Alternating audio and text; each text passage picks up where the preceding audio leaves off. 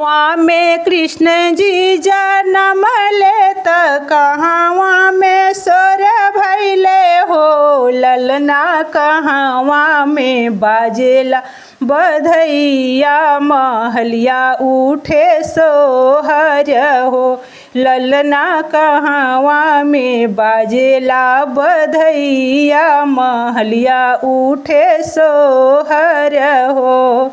मथुरा में भैले जनमवा त गोकुल नगरी सोर भैले गोकुल नगरी सोर भैले हो। ललना गवा गाई बाजेला बधैया महलिया उठे सोहर हो। ललना गली गली बाजेला बधैया महलिया उठे सोहर हो।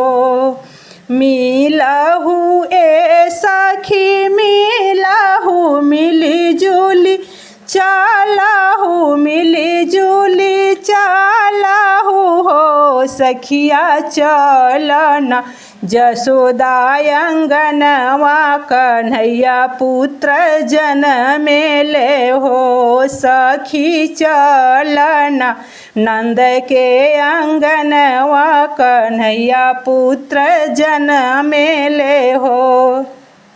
एक हाथे लिहली सखी फुलवा दूसर हाथ झुनझुनवा दूसर हाथ झुनझुनवा लिहली हो। सखिया चली भैली नंद के अंगनवा कन्हैया के खेलावेली हो। ललना चली भैली नंद के अंगनवा कन्हैया के खेलावेली हो।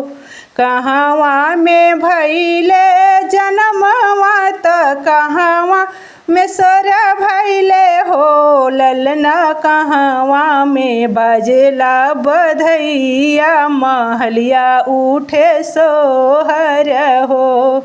ललना कहवा में बाजेला बधैया महलिया उठे सोहर हो।